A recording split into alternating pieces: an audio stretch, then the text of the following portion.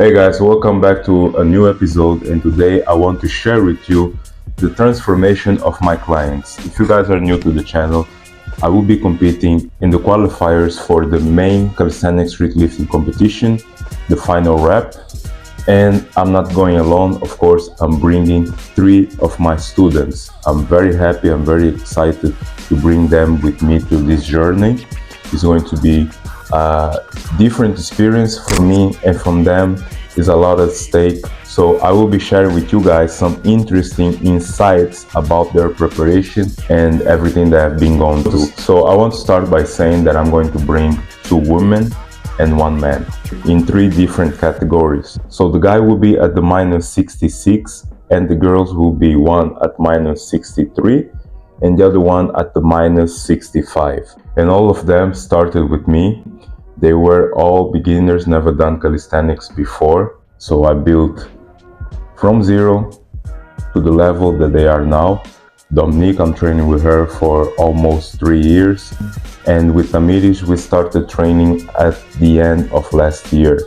Take into account that she has a good base on martial arts. She's very athletic, so it was easier for her to develop and train in calisthenics. And Andre, we started to train at the middle of last year, and at first I was giving him some training tips because I saw him doing calisthenics at the gym, so I helped him with that, and after a while he became part of my online coaching team and he's been progressing even more so far. So now let's talk about their lifts, starting with the girls. Category -55, which is Tamiris. She's very strong at pull-ups, dips, and her main weakness are the squats and the muscle-ups. So let's talk first about the weakness and then about the good lifts. Starting with the muscle-up.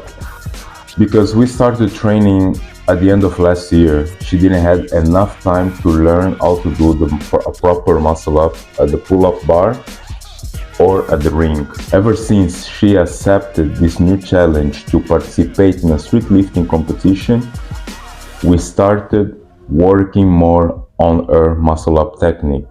First, I started training her at the bar because of how easy it is for her to do pull-up bars. She is able to do up to 12 or 15 repetitions in pull-ups or chin-ups.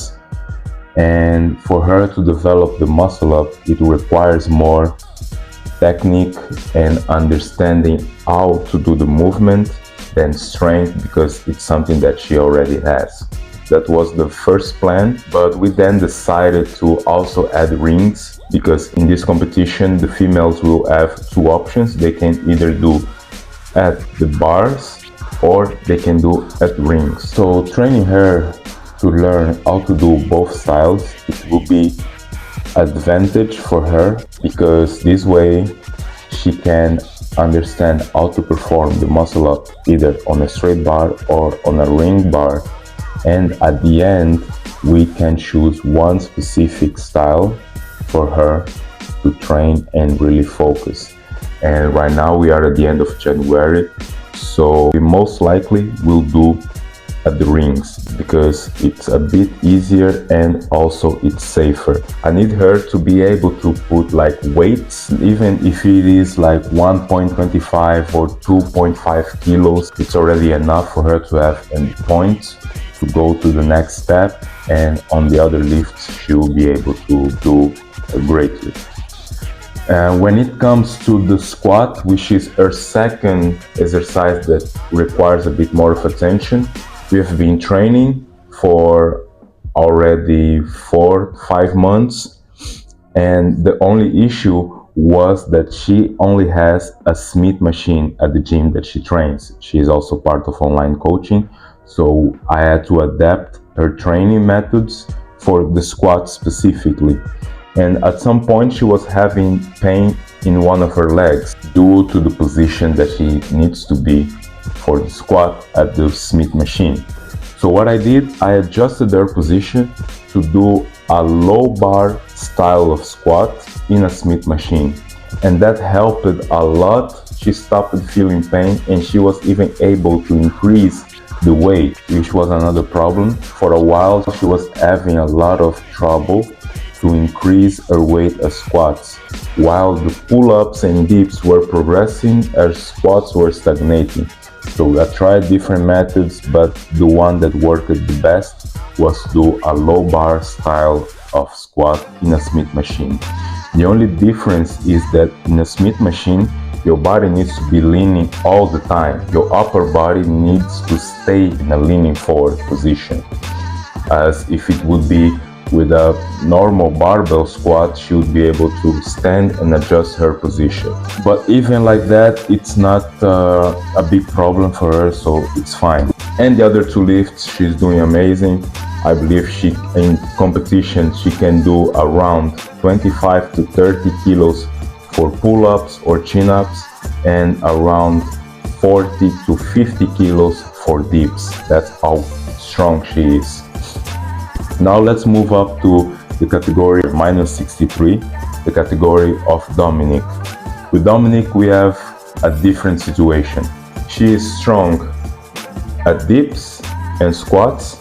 Those numbers are progressing a lot. I'm very happy because she is somebody that started training calisthenics from zero.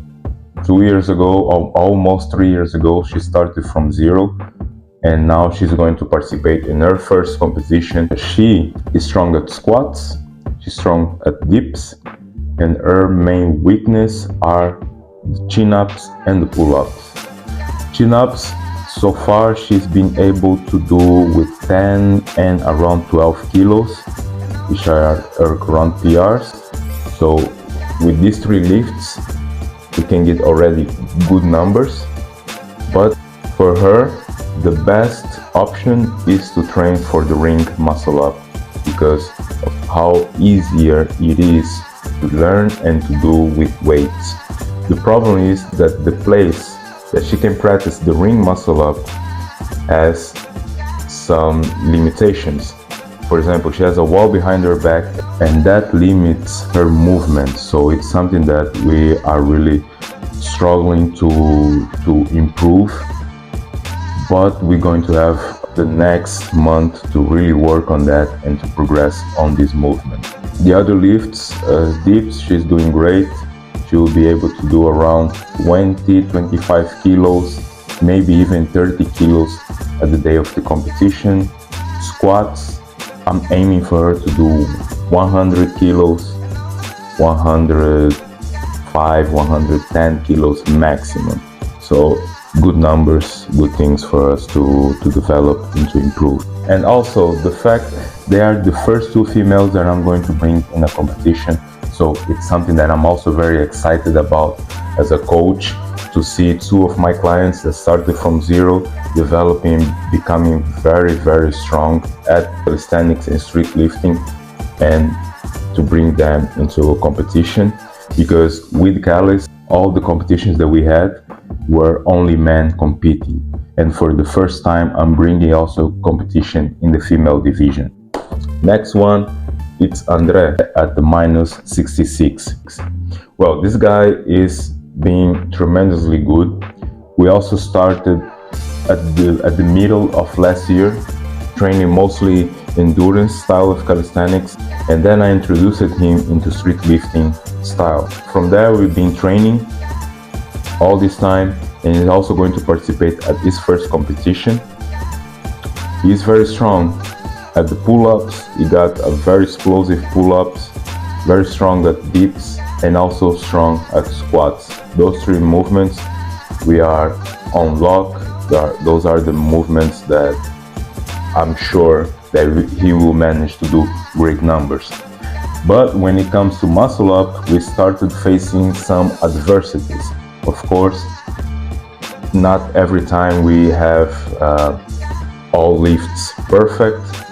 And for him, the lift that is the hardest one is the muscle up. For a while, he was stuck at only being able to do 7 kilos or 8 kilos muscle ups. And whenever he would try the 10 kilos muscle up, was very difficult. for him to realize. And whenever we would try 10 kilos muscle up, he wasn't able to do. And I figured that it was also related to his mindset, to his mental on how he would approach the muscle up. And the mentality of the athletes is something that I'm also will be talking soon in the video.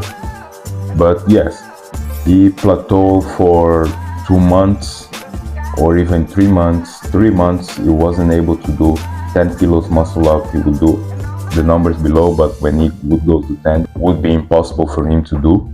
And just 2 weeks ago, he finally unlocked the 10 kilos muscle up. He even unlocked the 12 kilos muscle up, which was a great win for us. These are my main clients, and I'm very excited about their performance and how much they will be able to progress till the day of competition.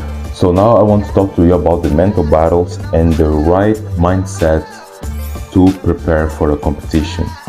There is many things that will impact how you will perform throughout the preparation leading to your competition, starting with family issues, work issues, training plateaus. And I will talk about all of these 3 pillars that can and will affect your training, starting with the training plateaus. Training plateaus definitely will happen at some point because it's something normal. Even if they are beginners, they will progress very fast, but at some point they will face some plateaus that will challenge them.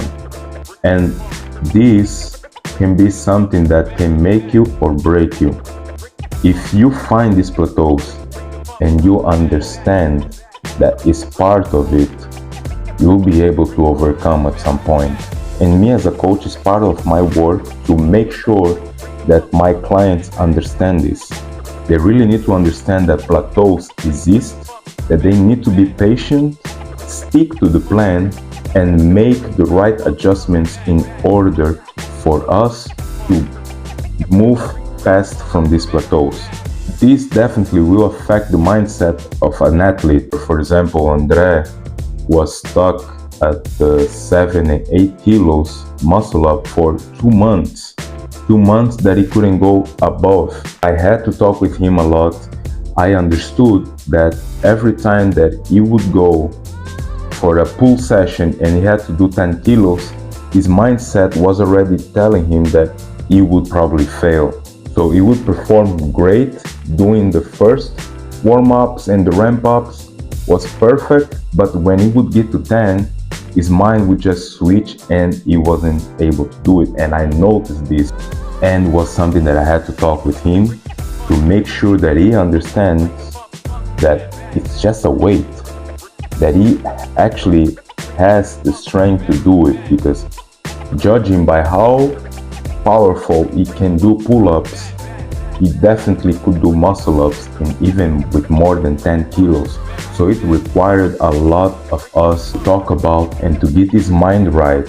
So when it came the right time, that he was able to do the 10 kilos pull-ups, and at the same session he was able to do 12 kilos pull-up just by switching his mindset. Let me give you another example. Dominique, she was having problems outside of training, so I really had to talk with her many times in order for her to understand that even if she has all these situations outside of training, the moment that she goes to train, she really needs to be 100%. This won't happen every time, of course. People react in different ways. People receive information in different ways. So for some people, it requires a lot more than to others to get the message, get the right mindset, and to understand that for a short period of time during the preparation, they really need to get locked in no matter what happens on the outside. But we are humans, of course, and me as a coach, I need to understand this side and to make sure that when she was training, she was giving her best at that session. And of course, it really paid off because we were able to do great numbers throughout this preparation, which is something that, of course, makes her even more happy to overcome these situations, to understand that even with things not going so well in other areas of her life, she was able to stick to the plan and to hit PRs and to progress and break plateaus. And with Tammy is a bit different because she comes from a different background. She is into martial arts. So this forges your mind in a different way into understanding that no matter what are the other situations, you're still going to go there and train and do what you have to do. So in this part, it's easier for me as a coach to guide her and to help her develop as much as she can. And these are different personalities.